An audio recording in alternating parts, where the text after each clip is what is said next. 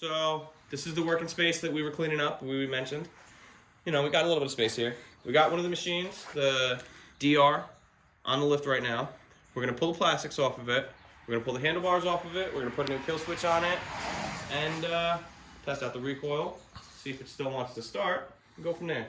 These tires don't hold air. We tried it when we were pulling it off the trailer, and they said no thanks. So the reason we got to take the handlebars off and everything, somebody had previously gone in and they had either replaced these forks off of a different machine, or they were trying to take them off for a different machine. So the nut is loose. We're gonna check our bearings, all that fun stuff, make sure that everything's good. But go through and slowly work on this. Yeah, that wasn't tight. That's a little gross. Yeah. Apparently I didn't have a recording with when you took the bars off. Well,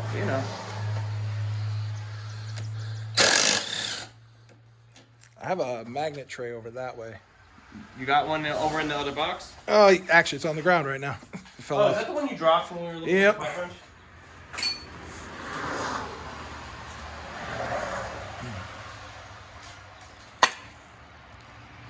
Come in handy. All right, I'm gonna get a pry bar in there, and I'm gonna try and spread it out a little bit. See how that goes. There are smaller pry bars, correct? Yeah. That's good. I wouldn't go too crazy. No, I'm not trying to kill it. I'm not sure. It looks like it's passed. I mean, you did grab the biggest pry bar in the box. Right.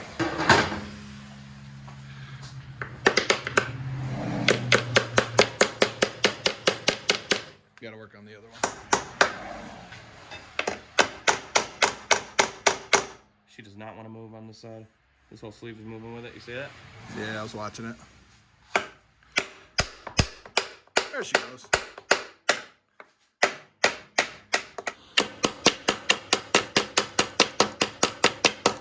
think you should tap more here. Right here? Up this on the inside here, if you can. I'm getting a bigger hammer. Fuck that. Put this one in there.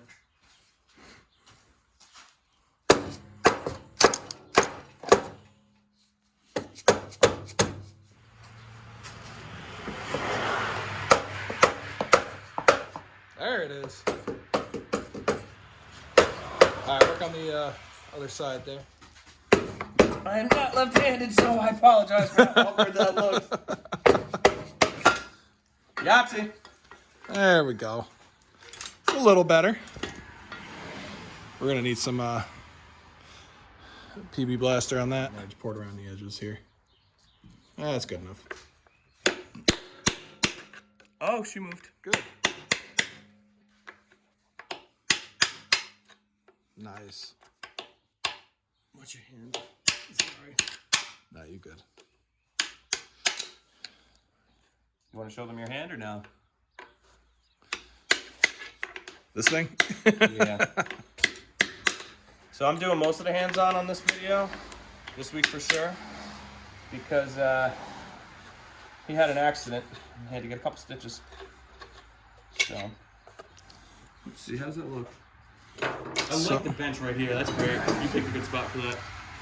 Actually, not bad. I mean, they could be cleaned up, torn apart, little on grease. them. You got brake clean? Could use the back of the magnet pulling out. If they'll pull out like that. Don't lose them. I already was. I think so. I'm gonna take the magnet on the stick and walk it out. Hopefully this stand is just catching most of them. I believe it is. We'll double check here in a second. I know for a fact there's 3 of them underneath it, at least, that I saw. Alright, so he's over here on the workbench. And believe it or not, we got all of them using 2 handheld magnets and all of about, what, 20 seconds worth of time? Something like that. We got lucky. That really, I'm not going to try that again. That didn't work out the first time. I was hoping the second time would be even better. So I went through off camera and I threw a little brake cleaner on a rag and I cleaned the inside of this. You know, just getting the old grease and what have you up. All right, so we got a jack underneath the frame here. We're gonna jack up the front. We're gonna get the front forks off of it. Keep going.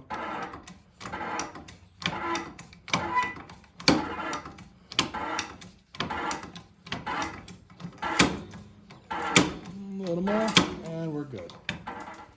There's 1, 2, 3, 4, 5, 6, 7, 8, 9, 10, 12, 13, 14, 15, 16.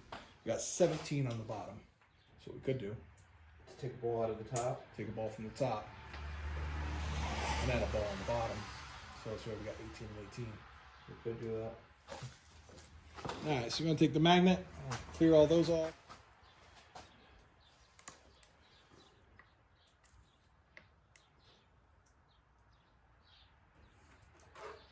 All right, so I've got 5, 6, 7, 8, 9, 10, 14, 15, 16, 17. All right, cool. 17. So right here is the inside. As you can see, it's good and clean. Doesn't really look too worn to me. It's something I just noticed. Right here, the shaft is tapered at the very end. So, don't be discouraged when you put it in.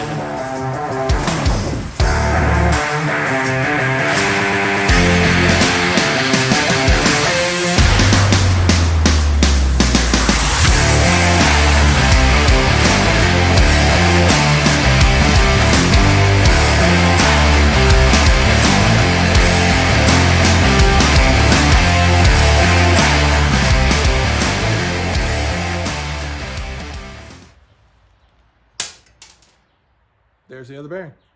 2 bearings. You want it faster or is that A good? little faster, it's fine. Keep going. Yep, hold on. There we go. Keep on going. There we go.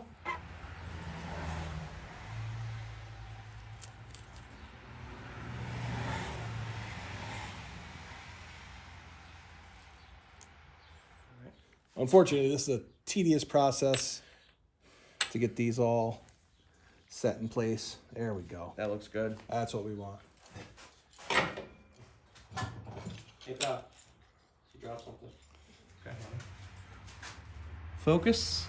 Tapered end right there. That's going to go on the inside. Because, again, the shaft is tapered. So.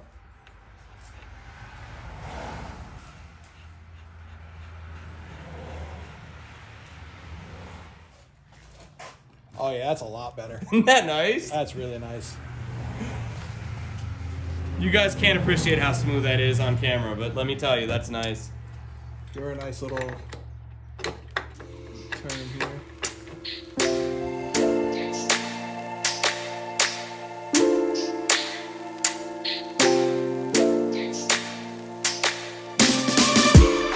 All right, so we cleaned up the shaft on top here. The wire brush, cleaned it up. We're gonna put some grease on it when we put everything back together. We'll loosen the lower triple tree. We're gonna adjust it up. So as you can see before, the upper part of the tree was down. We're gonna try and make it a little more flush. Give us that little bit extra height.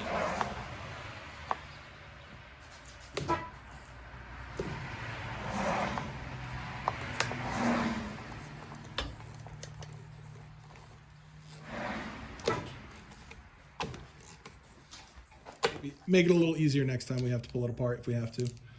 We should have anti-seized it too. That's fine. it's swell. It'll be good enough. It'll do.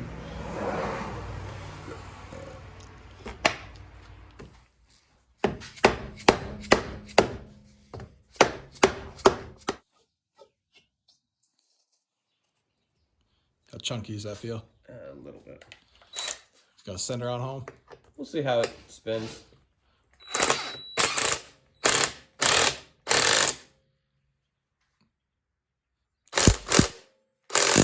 That's good enough.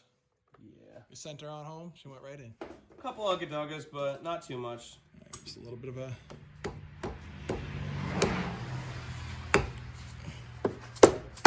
It didn't even need that much. Come up just a hair. No, there's a more scientific way of doing this, but...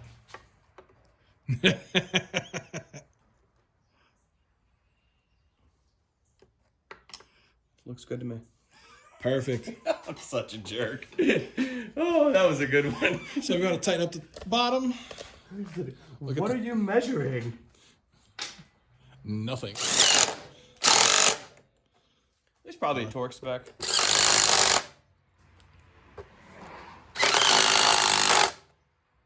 Alright, so everything's torqued to spec.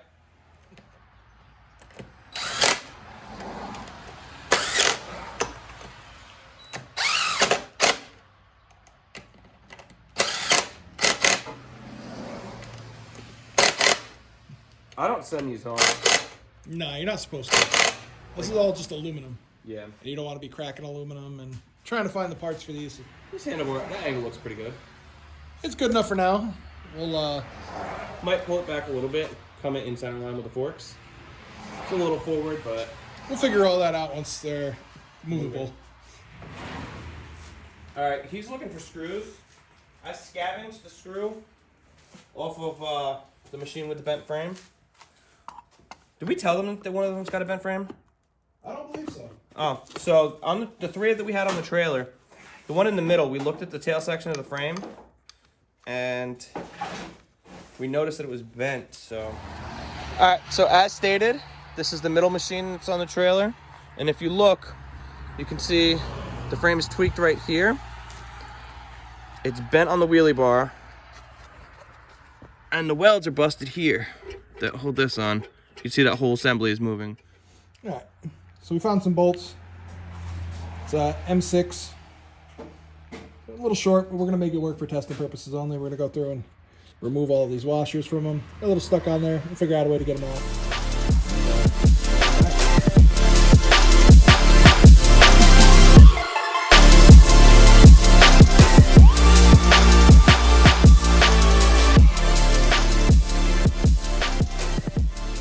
Alright, so we're gonna set the bike down and A little too fast. I left the key at my house, so we're not gonna have ignition, but we're gonna give her a couple pulls and see how the recoil retracts, make sure it feels like it's doing what it's supposed to do. So Make sure that these rebuild kits work properly. Oh yeah. oh yeah, that's nice. God, this thing is such good compression. Left-handed. Oh yeah. You don't realize how much compression it has until it's you turning it. Oh yeah. No, it's good. I think you owe my drill an apology because 2 videos ago you made fun of my drill, what, twice? Nah, it didn't have enough power. I don't know, man. It started 2 machines, no problem. Yeah, it's compression release though. So, with our recoils, we also have a couple of snowmobile handles. So, we were going to decide, once we get the bikes running and riding, if we're going to swap out the factory style for a larger snowmobile style recoil. So, let us know in the comments what you guys think. Would you guys keep the smaller recoil handle, or would you go with the snowmobile handle? Obviously, he's got some big mitts, so we're going to assume that he's going to want the snowmobile pull start handle. We are going to attempt to try and get it to be electric start like it's supposed to be. Go through negative start with the push of a button, you know, to keep the pull start as the backup. All right, so we're going to go through, we're going to lift up the rear end. We're going to look for a drain plug so we can drain the fluid in here, see how nasty it is. It called for 80 weight, but I've read that you can use 80, 90 gear oil, and it'll do the same. You want to make sure you get one. This is the stuff he picked up. It's STP 80 weight 90 gear oil. So we're going to give this stuff a shot. There are better brands out there, but I figure we're going to have to change this again. We'll go with the cheap stuff first. After we change it out, and we know the machines are going good. When we go to do the second drain and fill, we'll buy the more expensive stuff. You guys might not have noticed, but in the last video, we actually had to disconnect the rear brake so that we could get the oil filter off. So that's what we were doing in one of the time lapses 2 videos ago? 2 videos. Yeah. 2 videos ago. So we're gonna take a look at that. We might inspect the brakes while we have the back end apart. We did buy new brakes to go through to replace them, because I'm sure the pads that are on here are toasted. They might not be, could be good, but we have them, might as well change them. And while we have the back tires off, maybe we can get some fresh ones on. Well, used fresh, new to the machine.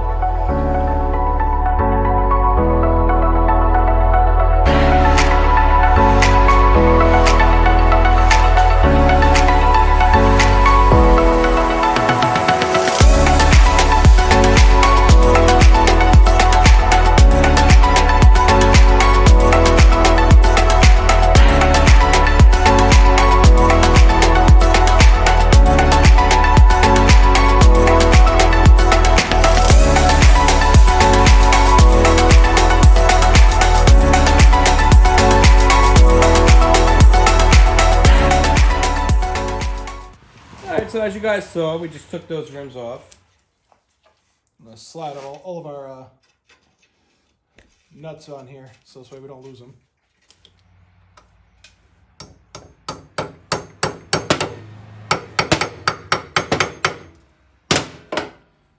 Be towards me, right?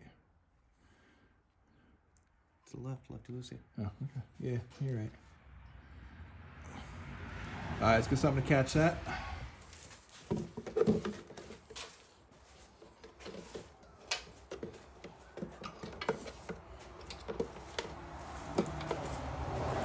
So we've got our handy dandy new catch-all. Oh, that is chunky. Threads at the end. Well, I'm sure it's Oh, I can smell it already. What? that bad, huh? Why are you going for big birthday?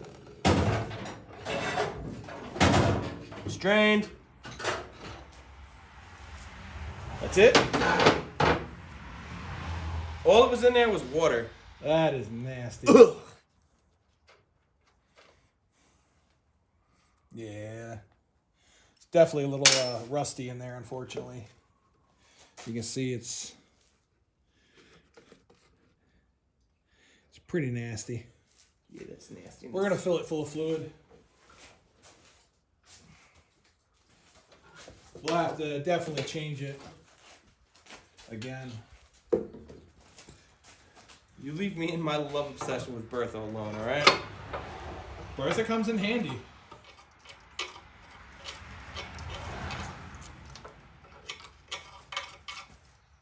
I figure we'll air it out after we get it up in there so that we don't have the whole diff exposed. This is true.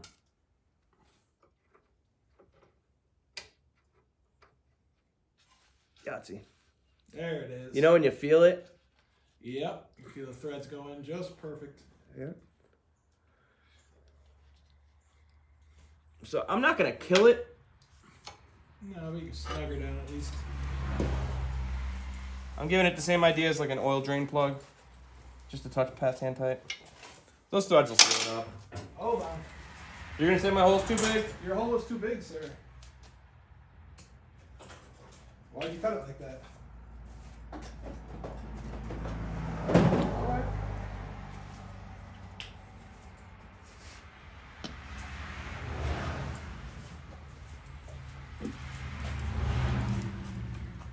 So for these, from what I've read, you fill it up to the bottom of the bolt hole.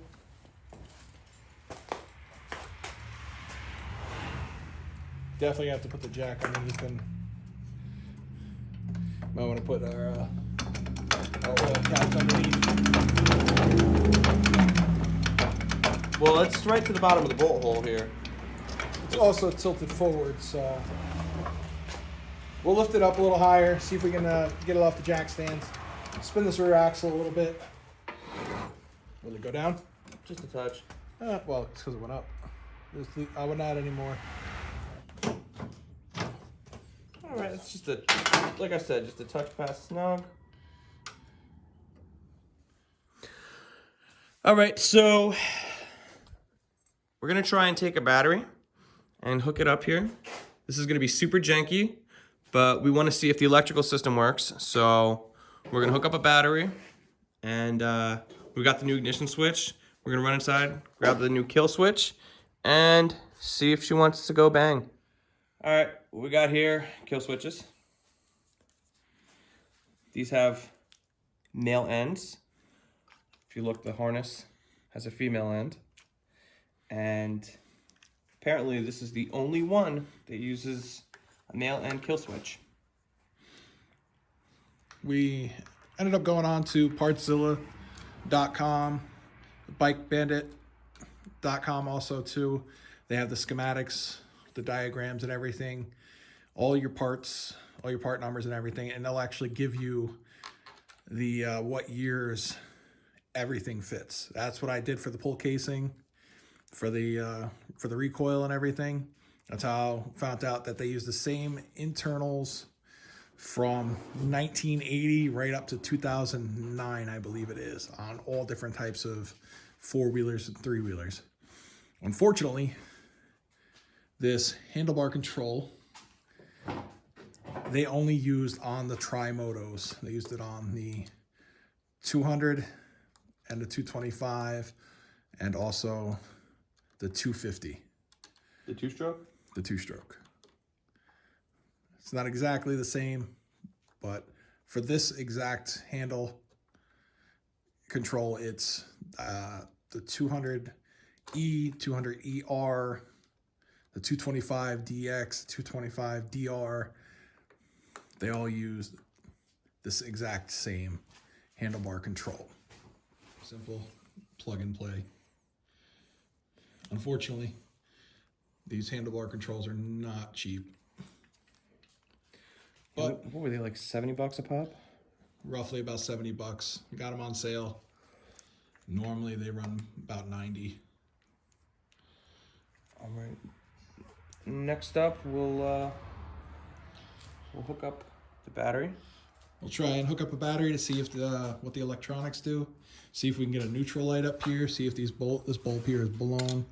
Might be, might not. All right, so hooking up the battery. We're just doing this for testing purposes. So this isn't how we're gonna leave the harness. As you can see, somebody used a house electrical connector here for all of this. This is not original. It's whatever they had. But that was the Tri-Moto special. So, granted, what we're doing is not gonna be original.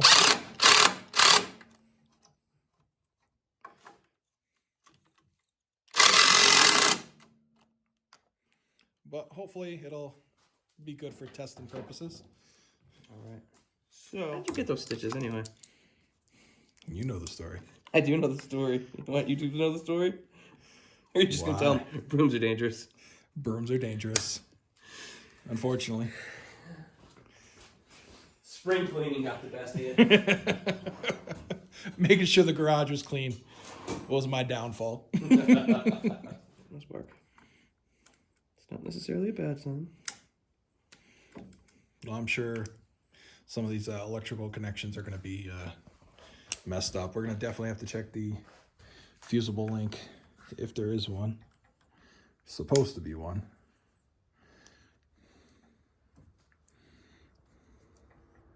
I think that's tight enough. Yeah, it's tight enough for testing purposes. All right, if you want to come over here, we'll turn the switch and see if it gives us anything. And nothing. Oh, but by hitting the switch, she kicks over. You want to see if we got spark? Yeah, let's double check.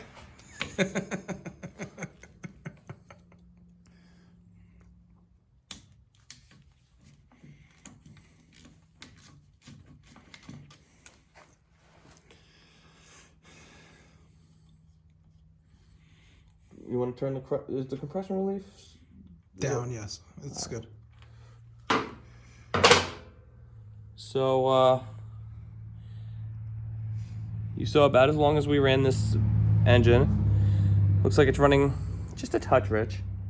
Also, too, there was a lot of PB blaster. PB blaster and whatnot sitting on top of the cylinder. Got it on the run. Got that. Key is on. You ready? Go ahead. Wow. See that nice little blue spark?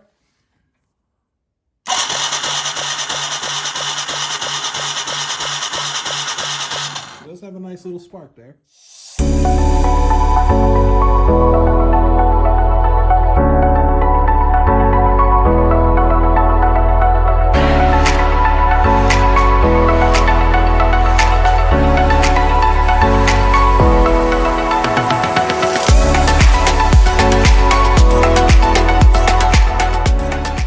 You saw in the time lapse, we were messing with the throttle here. We put the new cable in, we put it in the carburetor, put it in the cable, and then shut off the camera. And when we shut off the camera, we were feeling that there was no slack in the thumb. So we went and we pulled the cap off of the carburetor again. We pulled the cable out from this end. There's actually a little nut that's on this threaded piece here. So we removed that because the original OEM carburetors, they're a little bit shorter and the angle's a little bit less. So we wanted to have just a touch of throttle play, you know, just a little bit of a slack before the cable takes up and lifts the throttle up. So you have a second of delay, you know, it's like a factory spec thing. And we removed the nut.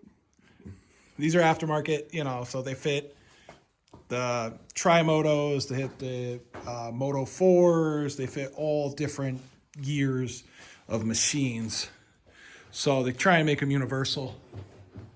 What we were having happen was with that nut in here, see in here, this is the original cap. You can see the curvature is not as much. And you can see that the threads come back a little bit further. So it was causing the throttle to stay open a little bit and to run at a high idle. So we just removed the nut, put it on there, we made it tight here. We'll do all of our cable adjustments through the top up here. So if we want to take out any slack later on, we can do that and go from there. All right, so we got the gas tank just placed up here because we still haven't replaced the fuel line, so it's a little short. Yeah, a couple inches. Just a couple. So, got fuel running to it. Got the battery hooked up. Got the ignition turned on. The only thing we still don't have is a choke cable, which we'll try and figure out something for that. Fire in the hole. Let's go.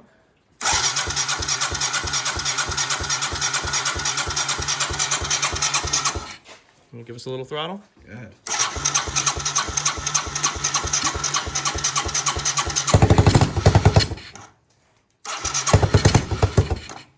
Cold. You want to hit the starter button? I'll give it a little choke. Sure.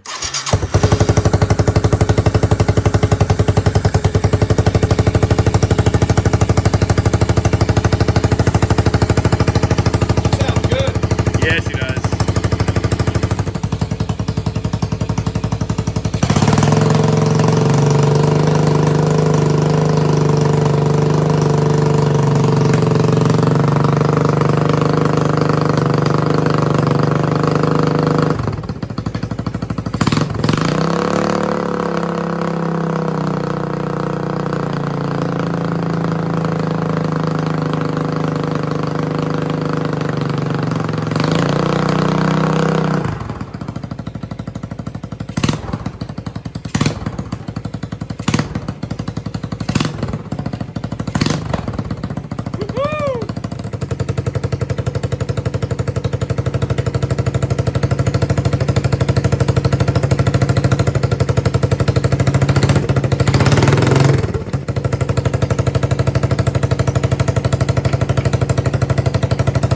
That's bad.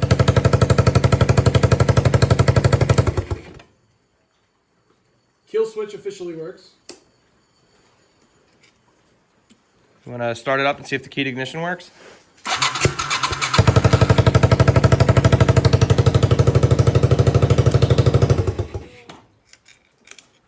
Cool. Alrighty. So, you know, fixing one thing, finding something else. I don't know if you guys saw while we had the machine running, but bearings in this rear swing arm are completely gone. So we're gonna have to look them up, see if we can find them. all right, so we noticed that the bushing is smoked in the rear end. So we're gonna take a stop on this machine right here. We're gonna order some parts and we're gonna go from there. Just want to say thanks for watching. Thanks for subscribing. If you guys, enjoy this kind of content, feel free to like, share it, hit the subscribe button, little notification bell on the top corner too. And we're going to keep plugging along on these machines.